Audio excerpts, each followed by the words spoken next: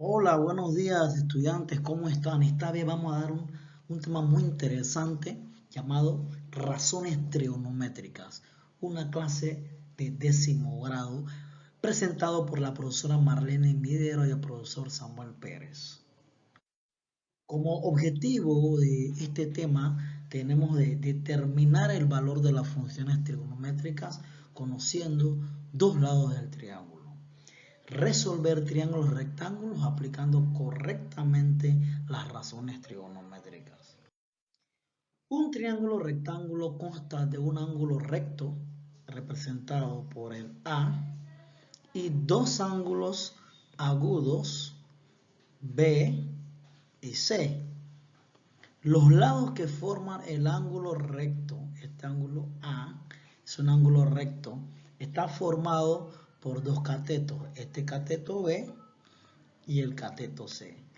Y el lado que está opuesto al ángulo recto, este lado se le conoce como la hipotenusa.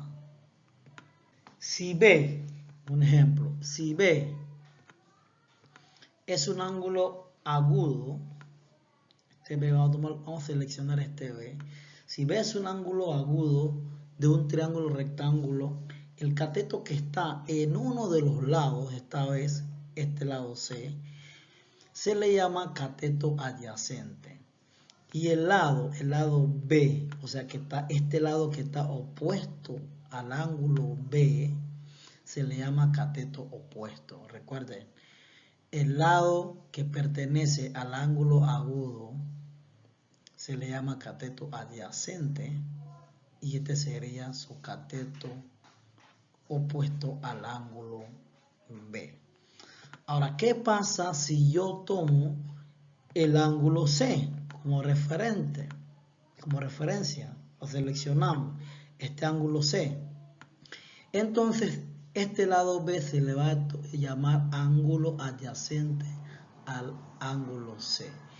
Y este lado C sería entonces el lado opuesto, como mejor dicho, cateto opuesto al ángulo C. Vamos a seguir aprendiendo más sobre eso. Existen 6 razones que se pueden plantear entre las medidas de los lados de un triángulo. Estas razones se denominan razones trigonométricas y eso es lo que vamos a aprender hoy. Cada una recibe distintos nombres sobre el ángulo que uno seleccione. Para este ejemplo vamos a seleccionar este ángulo alfa. Este alfa. Bien, como seleccionamos alfa, entonces, ¿cuál sería nuestro cateto adyacente y cuál sería nuestro cateto opuesto? Primero vamos a buscar el ángulo recto. Este es el ángulo recto y el lado que está opuesto al ángulo recto se le llama la hipotenusa. Y este lado A y este lado B que forma el ángulo recto se le llaman catetos. Pero como vamos a seleccionar, como seleccionamos para este ejemplo, el ángulo alfa, su cateto opuesto sería este lado A y su cateto adyacente que pertenece a este ángulo, el cateto B, se le llama cateto adyacente. Bien, para el seno, para encontrar seno de un ángulo, esta vez alfa, es igual, la fórmula es igual a cateto opuesto, el seno de alfa es igual a cateto opuesto, que es el A, entre la hipotenusa, que es el lado C, quedaría así. Y para coseno, coseno de alfa sería cateto adyacente, que es el lado B, entre la hipotenusa, que es el lado C. Para encontrar el tangente de un ángulo alfa, sería cateto opuesto, que es el lado A, entre el cateto adyacente, que es el lado B minúscula. Bien. Para encontrar cotangente de este ángulo sería, entonces, cateto adyacente a este ángulo entre el cateto opuesto. O sea, es inverso al tangente.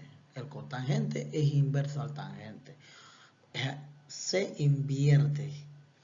Bien, para encontrar secante, el secante es inverso al coseno. Entonces sería hipotenusa entre adyacente a alfa. Hipotenusa, que es el lado C, y adyacente, que es el lado B. Y para encontrar el cosecante sería entonces la hipotenusa, que es la C, entre el cateto opuesto, que es el alfa, perdón, que es el A. Pero en los ejemplos vamos a aprender más sobre eso. Ejemplo número 1. Determinar las razones trigonométricas básicas de los ángulos agudos alfa, ahí está alfa, y beta, según el triángulo de la figura. Bien, las razones trigonométricas del ángulo alfa sería, vamos a resolver alfa esta vez, y ustedes les queda como tarea para resolver las razones trigonométricas del ángulo beta. Bien, el seno de alfa, dice la regla o la fórmula, que es igual al cateto opuesto entre la hipotenusa. ¿Cuál es el cateto opuesto a este ángulo alfa? El 3, este lado que está aquí.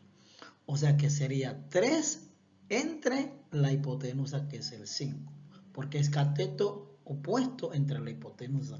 Nos quedaría así, 3 sobre 5. Y para hallar coseno de alfa es igual a cateto adyacente, que es 4, entre la hipotenusa, que es 5. Sería 4 sobre 5. Quedaría así.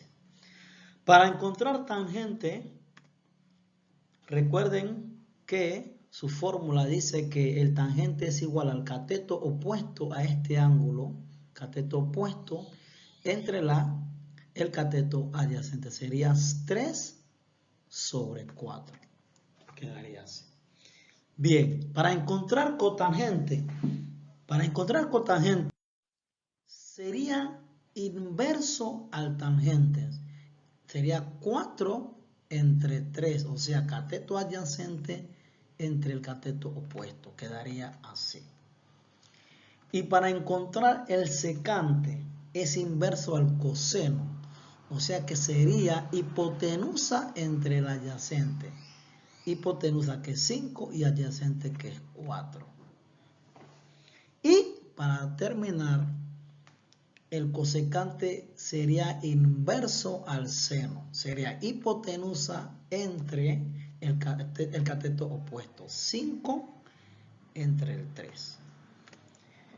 Entonces, le queda a ustedes ahora resolver el del ángulo beta. Este ángulo que está aquí como referencia. Recuerden que como estoy tomando este ángulo B, su cateto opuesto sería esto.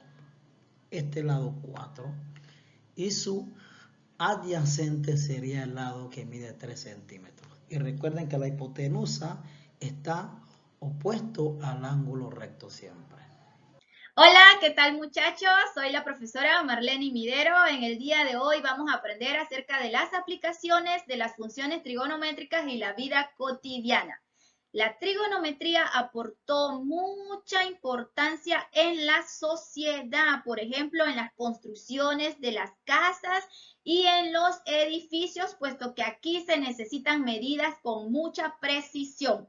La trigonometría es de mucha utilidad también en la ingeniería civil porque se necesita el cálculo preciso de distancias y en las construcciones de las carreteras, entre otros aspectos. ¿Dónde se aplican las razones trigonométricas? No solo en un aula de clase con un contenido que necesite desarrollar un docente, y tampoco es de exclusividad para la construcción. Hay disciplinas como la física, cartografía, telecomunicaciones, astronomía, entre otras, que utilizan las razones trigonométricas. Por eso, muchachos, les animo a que puedan aprender todo lo referente a las razones trigonométricas, porque les aseguro, es un mundo divertido. Resolvamos un problema aplicado con razones trigonométricas. Leámoslo.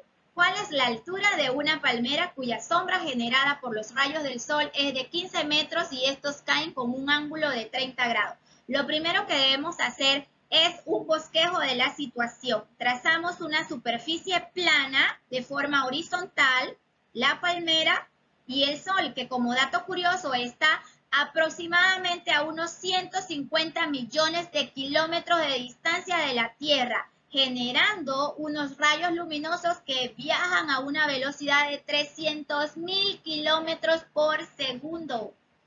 Entre los rayos del sol y la palmera se genera una sombra de 15 metros. Recuerden que los rayos del sol caen con un ángulo de 30 grados.